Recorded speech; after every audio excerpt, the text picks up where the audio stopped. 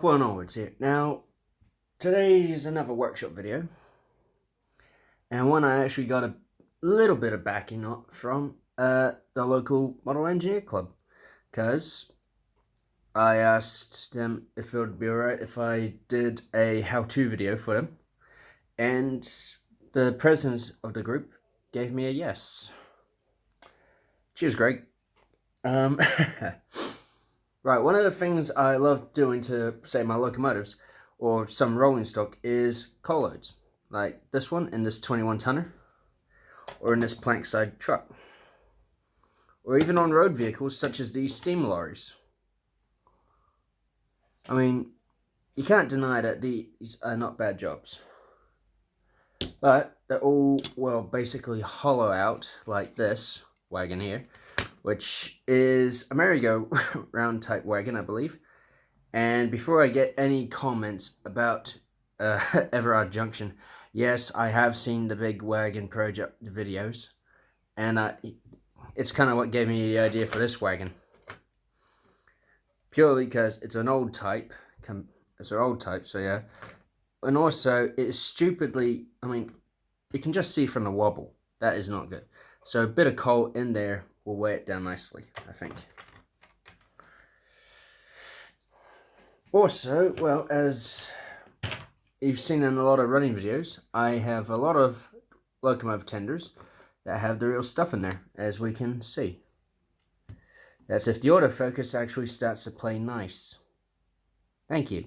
Jeez. Jeez, that focus is a right kick in the backside. Oh well, can't be helped. Things though, I've never really shown how you can do a coal job like that on something like this.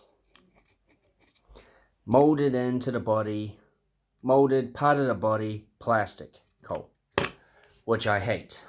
I think it is too glossy, it is disgusting, and it is garbage, to say the least. Now, actually taking the body off because the chassis is in very good order. Don't want to mess with that, really, do I? So, just put the body aside. And the funny thing is though, I actually have a very good example of adding coal to a molded form. And well, here's an example on my V2 class locomotive. Like that. Now I think that looks alright, considering I did it in one night, and admittedly, it was a rush job. But nonetheless, this video is not really a whole, big thing for my channel, because I've already done something similar. I'll probably add the link of that video down below. But for the sake of new modelers who who like steam locomotives and want to do their own flair to it, well, these are the three items I'm going to be using.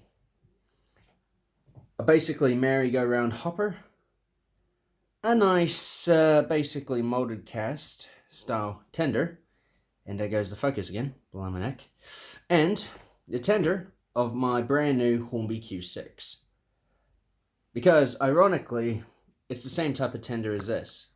It's what I call a hopper type. I'll show in a tick, but first I think it's best to get a better view of the matter.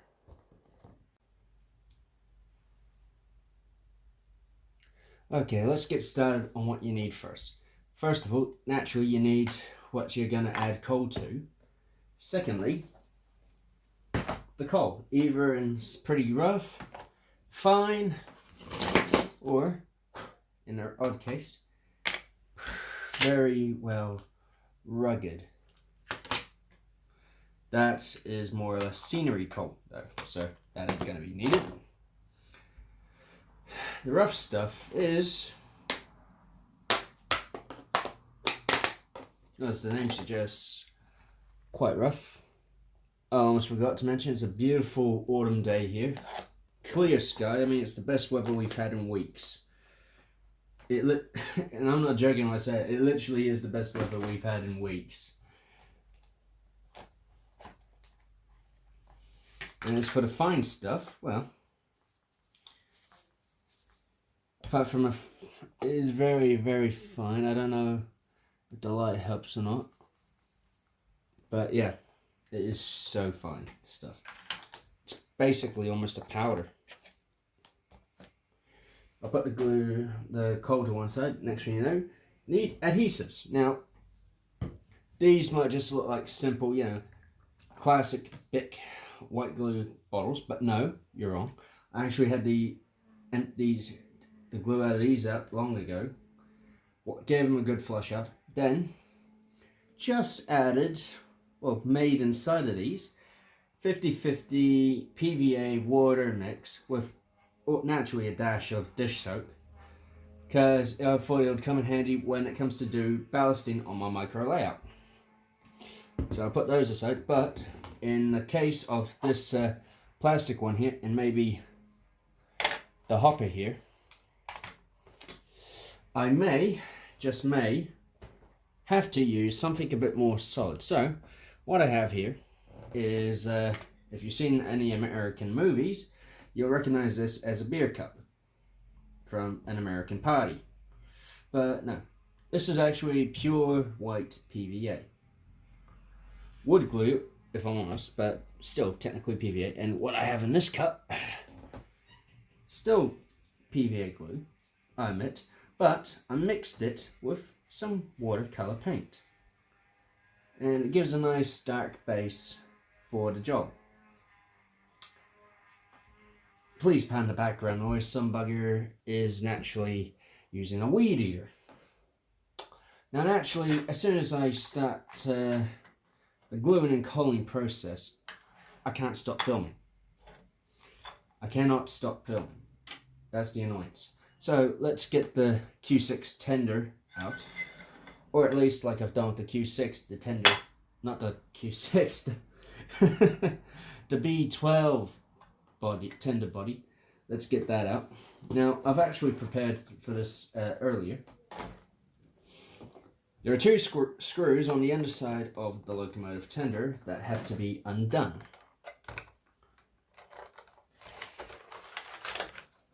In order for the body to come off. I've unscrewed them beforehand and comes off quite easy. Pretty much exposing to the world, the decoder, blanking plate, and room for a speaker. So I'll just carefully put that back on top and put this back in the box for a moment, because naturally I'll have to leave the body out in exposure for the glue to dry properly. Now, you look at the tender, see the detailing, you think, why add a coal load when there's already one in it? Well, quite simple.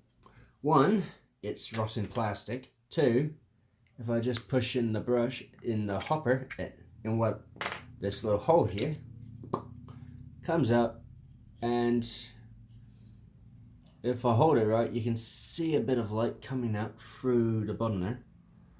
That's why I call them hoppers. Put what in, if anything goes in, it'll come straight out that wee hole right there. And this coal load that came with the loco should say a lot. Yeah. Looks like rubbish to me, so I'll just put that aside for the meantime. Now, the annoyance about these types is you have to have them dry on an odd angle, otherwise the glue tries to seep out through that hole and it just leaves a very, very nasty mess. Believe me. The county tender, which I have here, was the first one I've tried with that technique, and believe me, it was a right pain in the backside to clean up. Oh dear, oh dear. Well, it can't be as bad as the Ivet one I did. That was horrible. Okay, enough of the bird's eye view. Let's get back to the proper business. Okay, we're back much later due to possible facts. Between the last shot and now, I had to help my next door neighbor move a heavy as heck wardrobe. And I tell you, it was not fun. Oh well. First of all, we're going to start with the... Actually, no, let's start with the easiest first, which is this. A simple HAA hopper.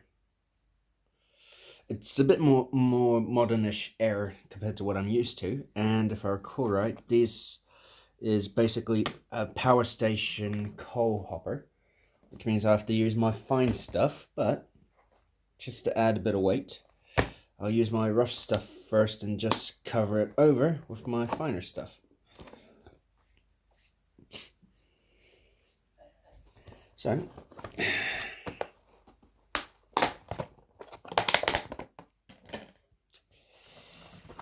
yeah, dead simple really. Get a spoonful, just shovel it in. Shake it around to even it out, even distribute it. Get rid of rough stuff here. And let's bring in the finer stuff.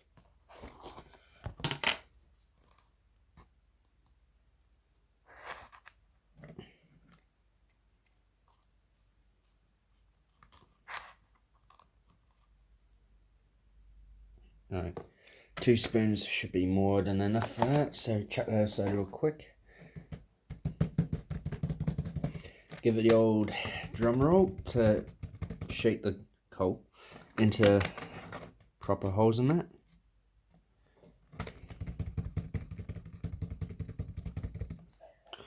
And whatever large chunks are still around, just either pick them out or leave them in there.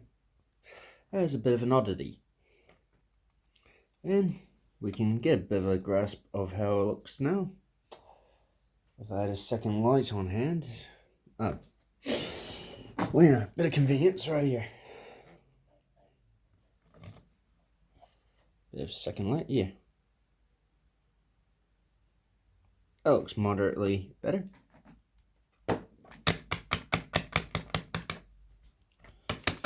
And already an improved weight. Still wiggles a bit, but not as much. Now, a bit of an old trick this.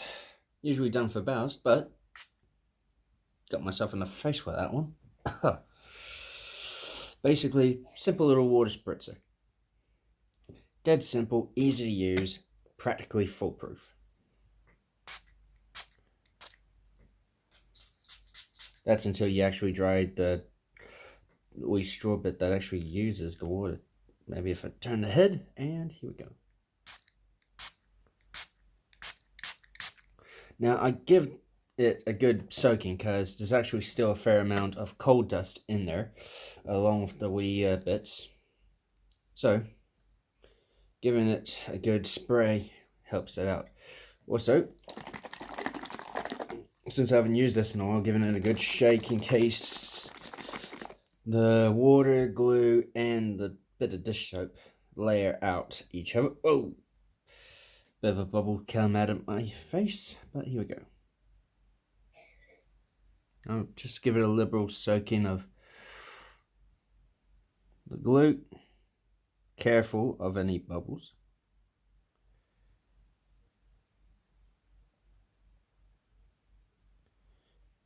And it seems I found a dry patch. Great.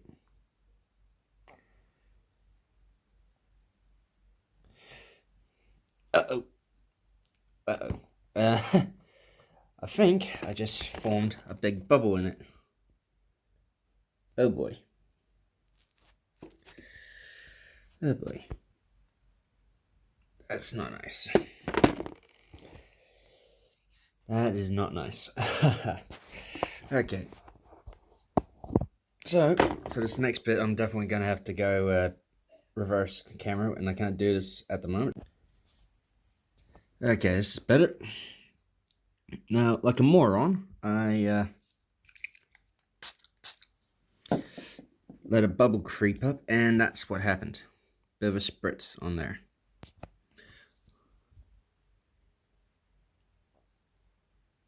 Oops. Just let the glue just soak in.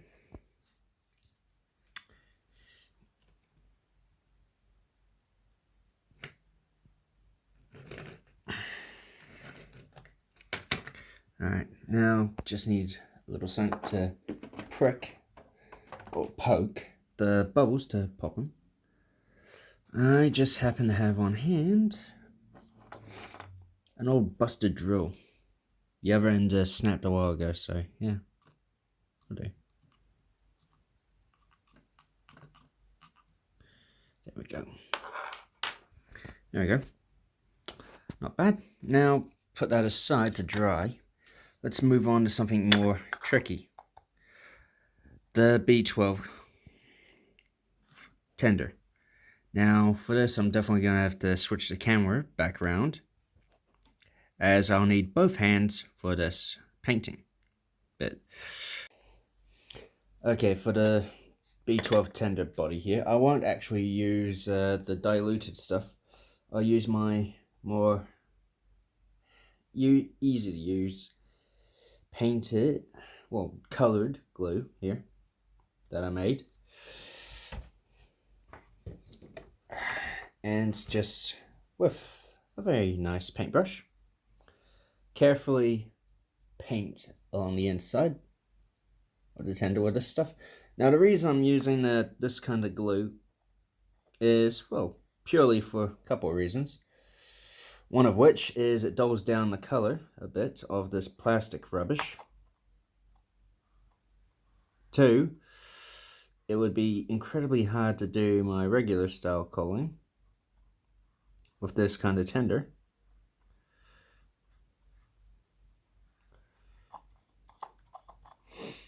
And three, it beats.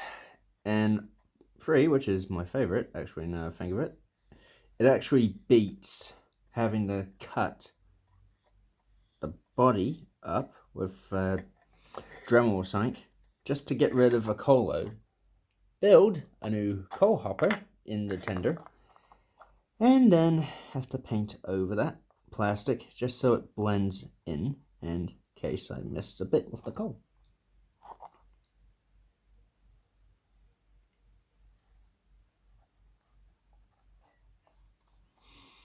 Now I actually had a few requests up when I made this. One of which, as I get this bit off, there we go. One of which was a bit of coal spillage on the tender in certain areas. And I almost got the main of it done.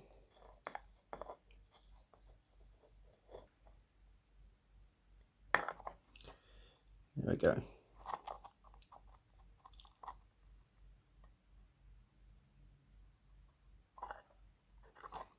Okay, that's that. Now let's grab out a bit of a mix here. Let's see, northeastern coal, so let's see, B12, so northeast. Be a bit of a mix up, so this should be interesting.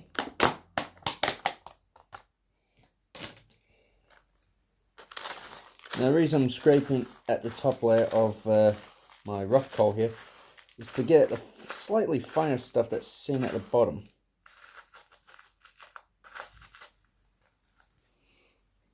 Now that would be a bit too big when I think of it. Quickly chuck that out of the way, and since the drying time on my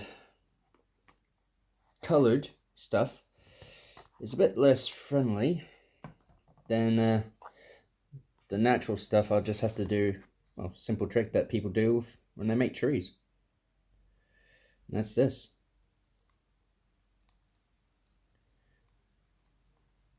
Sprinkle it on.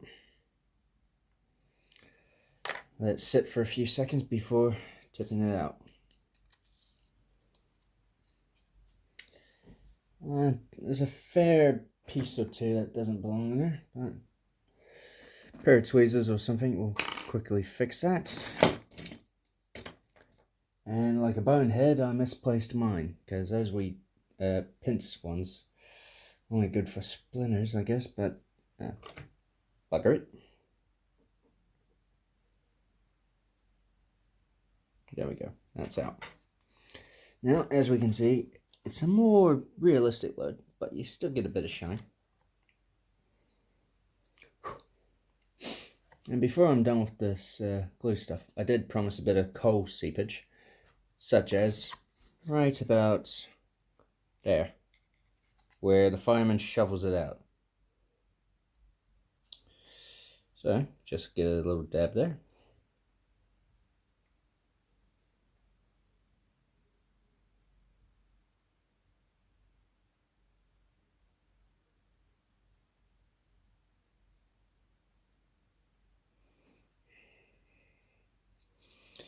And I'll just get a little around the back here.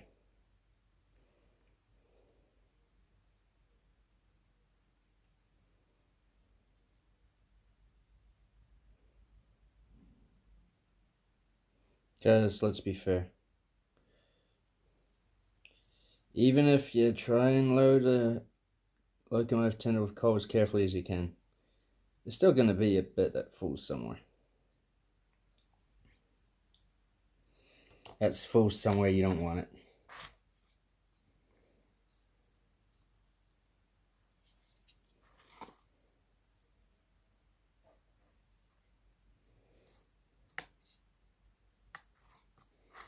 Alright, that looks alright.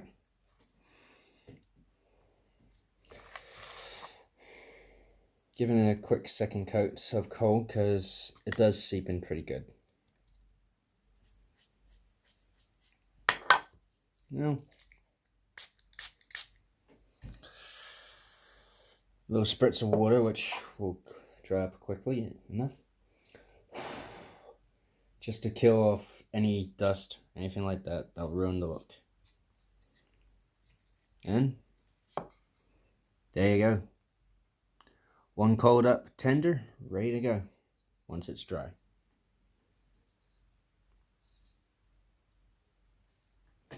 The reason I gave the extra spritz of water was it helps the glue settle through a bit. Now this is going to be the most interesting one, as I put the fine stuff away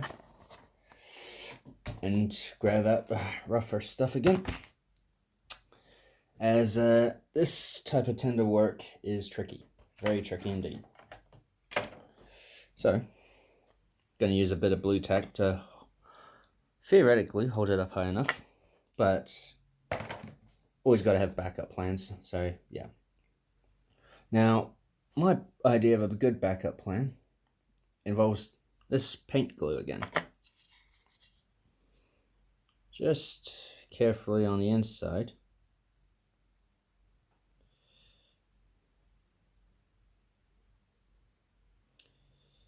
I'm just going to paint a wee bit.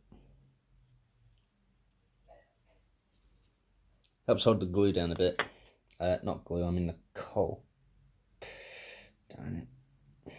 Darn me, I got my theories mixed up a bit there. Alright, bring out the rougher stuff. And here's the main stuff right here. Now this is the one that's actually key, so for this, I'm going to flip the camera around. Okay, coal aside.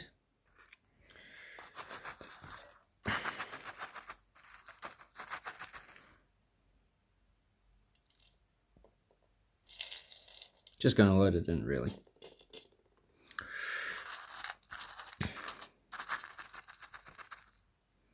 Now the annoying thing about the coal I use is when I sift it, little bits of wood in that from the coal bucket come along with it.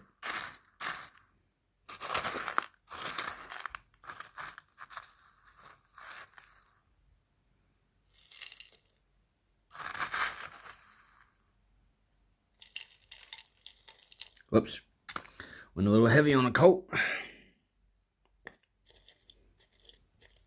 But now I'm just giving it a slight press in with my fingers.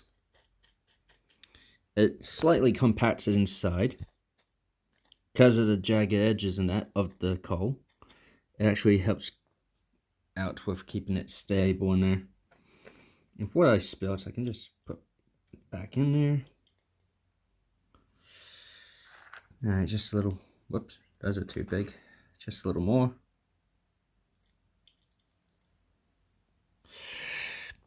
Don't know how good my camera work is going one-handed.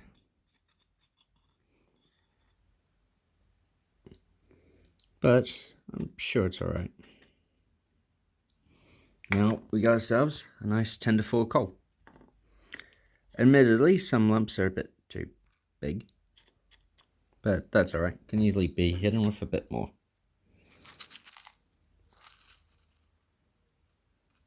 Carefully shaken out off the bad big bit, the real big bits. And using something about that size.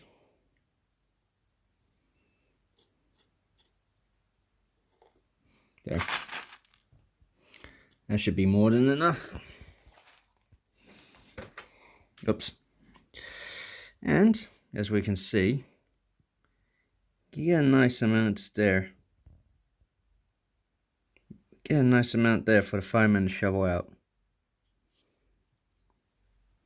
That's one of the things I love about this technique. It's so damn simple. It's brilliant. Now I know this is a bit different compared to my other coaling video, but yeah, it is what it is. And hopefully it teaches anyone who wants to add real coal to their locos and that, the different variations in that. And just to point out, I use real coal. None of that fake stuff. It's real. So for the gluing, I'm going to have to flip the camera back around because it's a lot. Okay, back to the project at hand. Now, where did I put it? Here we go.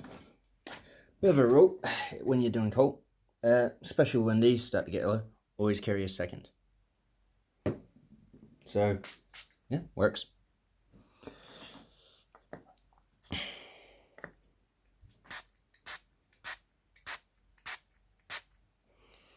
Good couple of squirts in the center, so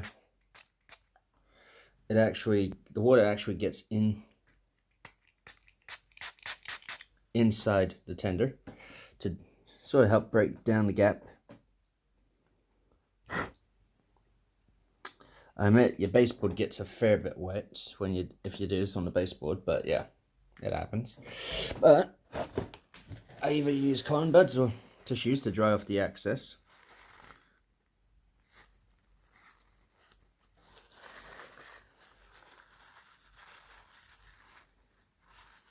Helps out an awful lot. Okay, should be starting to really seep in now. So, chuck that tissue in the bin and grab out the glue. Now, I don't know if this is the same bottle I used before, so, because I got two, give it a quick shake. Oop. We had a wee crack as it opened, so this is a new one. Okay, gotta be careful around the edges because I don't want any glue to seam around there.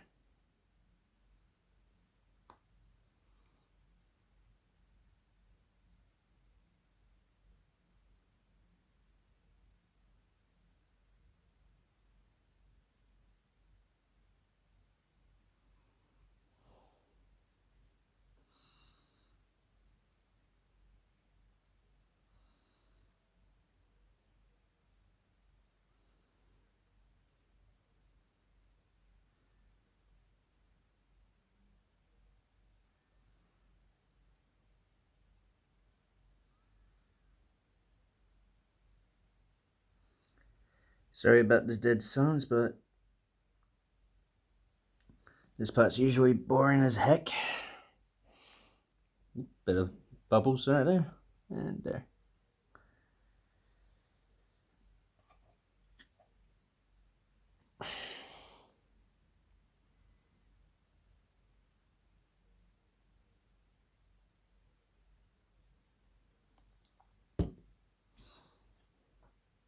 Okay, this is where I noticed I did too much glue. It's starting to get really creamy there, which means I have to quickly keep this tilted up.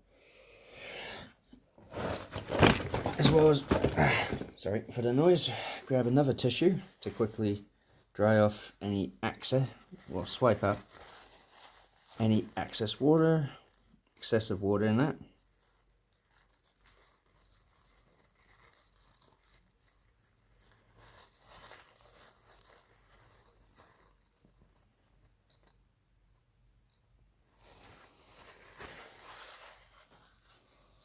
Alright, that needs something to lean against while it dries, so annoyingly, I'm deputizing one of my wagons for this. Looks funny as hell, but it works. But it's just a bit of added leverage. I'll have to grab that bit of blue tack I had earlier, because it's been a while since I did one of these, and last time I messed up one of these tender cold fillings.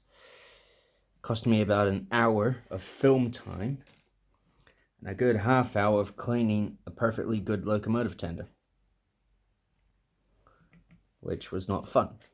But once this is all dry, and I'll carefully put that aside for a moment, you do end up with something similar to what we have here.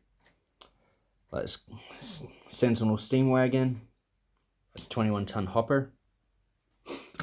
This small and son corn, coal, forage or lime merchant wagon. That's what it says on the side. Or, and my favorite, and the first of all this, my Great Western County class tender. I might have topped up that Q6 a bit too much. Now I'm looking at this one.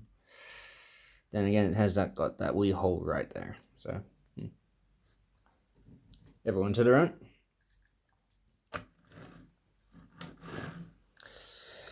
I hope this video has been helpful to those who are new to the hobby and want to add real loads to their wagons, as well as to those others who have been in the hobby quite a while, want to add something more to their steam locomotives or rolling stock, load-wise. I hope I've been a fair bit of help. And until next time, which might be quite a while, this is Upwell and Onwards saying thank you very much for watching this. I really appreciate it. Good night.